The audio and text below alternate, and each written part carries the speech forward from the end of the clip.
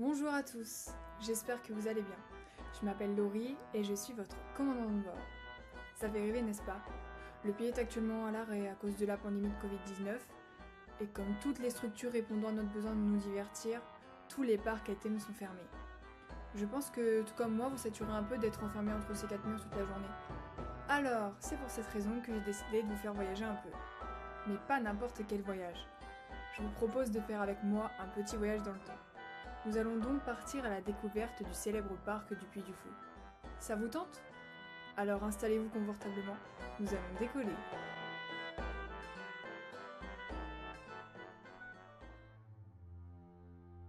Nous sommes le 13 juin 1977. Le Conseil général de la Vendée achète le château du Puy du Fou, ou du moins ce qu'il en reste, des ruines remplies d'orties. Situé sur la commune des Épaisses, cet environnement préservé et bucolique de 30 hectares séduit immédiatement Philippe de Villiers, alors sous-préfet de la Vendée, qui crée le parc du Puy du Fou en 1978. Il lance alors l'idée d'un spectacle retraçant l'histoire de la région et notamment la guerre entre les royalistes et républicains pendant la Révolution française.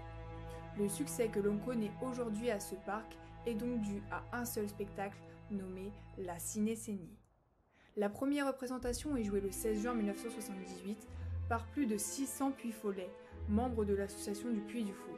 Il s'agit là d'acteurs bénévoles venant des villages alentours du parc.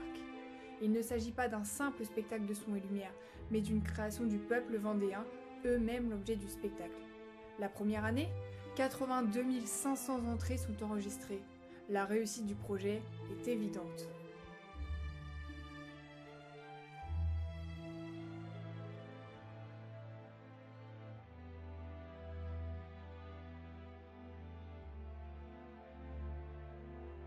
En 1984, le Puy du Fou organise sa première soirée humanitaire, présidée par Yves Montand, au profit de la recherche contre le cancer. C'est en 1989 que le Grand Parc prend ses quartiers autour d'un petit village reconstitué à l'époque du XVIIIe siècle, créé initialement pour les besoins d'un film. Des artisans s'y installent. Il devient rapidement un parc d'attractions conçu comme une entreprise commerciale qui, contrairement à la Ciné-Scénie, ne s'appuie pas sur les bénévoles, mais emploie des saisonniers. Il s'appuie toujours sur l'histoire, mais sans lien avec l'histoire locale. Les différentes animations créées balayent une histoire très large. Depuis cette époque, de nombreux spectacles ont été créés. Le Cygne du Triomphe, les Chevaliers de la Table Ronde, les Mousquetaires de Richelieu, les Vikings, le Bal des Oiseaux Fantômes, le Secret de la Lance, le Mystère de la Pérouse ou encore les Amoureux de Verdun. C'est une manière éducative et spectaculaire d'apprendre l'histoire. Il faut donc former des acteurs, cavaliers, cascadeurs, ainsi que des techniciens. C'est pour cette raison que l'Académie Junior a été créée en 1998 et accueille près de 600 élèves par an.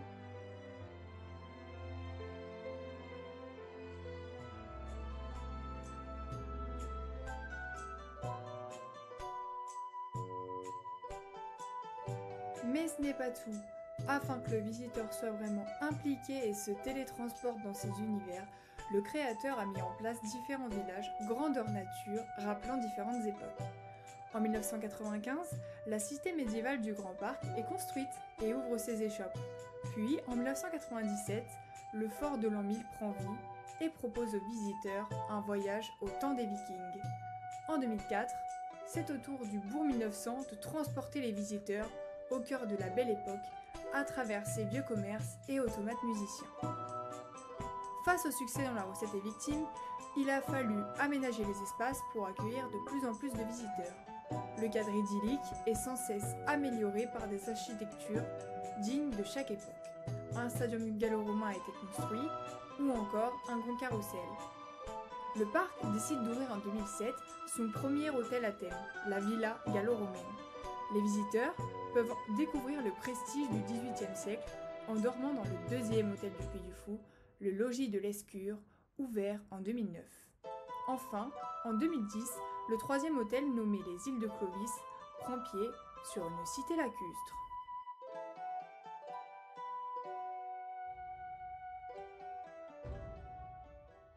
La Ciné-Scénie est toujours un emblème du parc. Sur 23 hectares évoluent 1200 acteurs, bénévoles et professionnels. Le plus grand spectacle nocturne du monde est remodelé chaque année mais toujours aussi époustouflant. Moi-même, je peux vous assurer que 2 yeux ne sont pas trop pour admirer.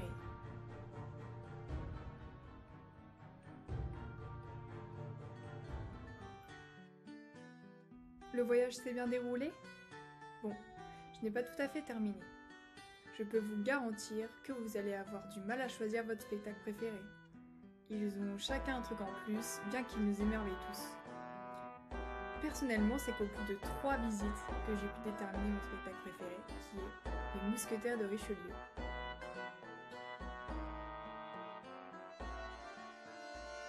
Le Puy du Fou est un groupe composé d'une association.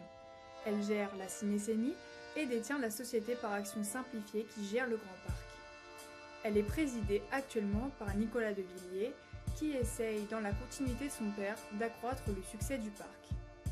Depuis sa création, en 1977, le parc ne compte aucun actionnaire et ne perçoit pas un centime d'argent public. L'aventure demeure encore aujourd'hui une initiative privée autofinancée à 100%. En effet, le Puy du Fou réinvestit 100% de ses bénéfices dans des nouveautés.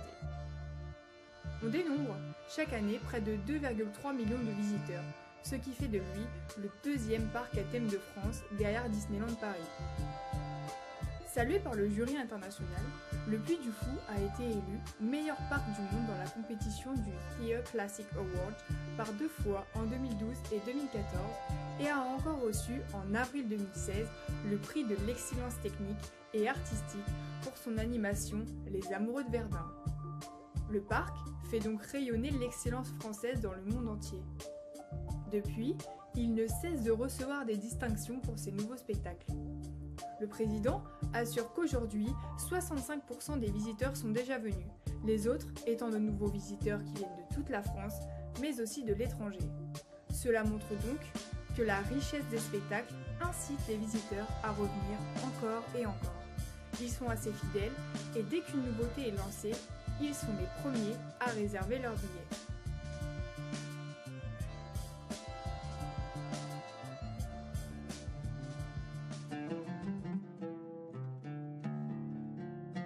Pour terminer ce podcast, je vais vous parler de l'exportation du concept Puy du Fou à l'international.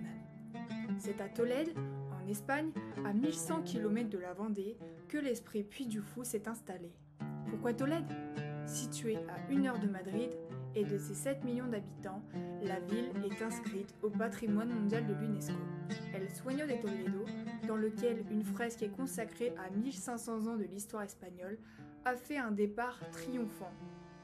Seulement 48 heures après son inauguration, les 60 000 places se sont arrachées comme des petits pains. Le parc à thème ouvrira ses portes en 2021, avec les mêmes ingrédients que la recette française.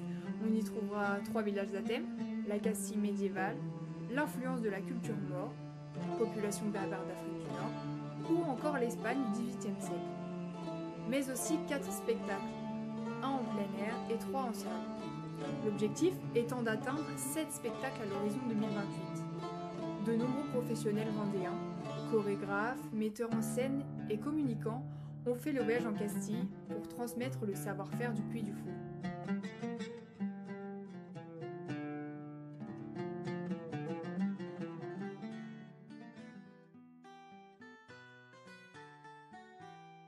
Et voilà, notre voyage touche à sa fin. J'espère que ça vous a plu. Bien évidemment, j'ai survolé le sujet parce que je pourrais en parler pendant des heures. Le meilleur moyen reste quand même d'aller voir par vous-même. Je vous promets que vous ne serez pas déçus. Et même si on s'y est déjà rendu, on ne s'en lassera jamais. Merci pour votre écoute. N'hésitez pas à vous rendre sur le site internet du Puy du Fou afin d'avoir un petit aperçu de ce qui vous attend si vous programmez une visite. Vous pourrez retrouver ce podcast sur mon site internet lauridrouet.ovh. Je vous dis à bientôt et prenez bien soin de vous.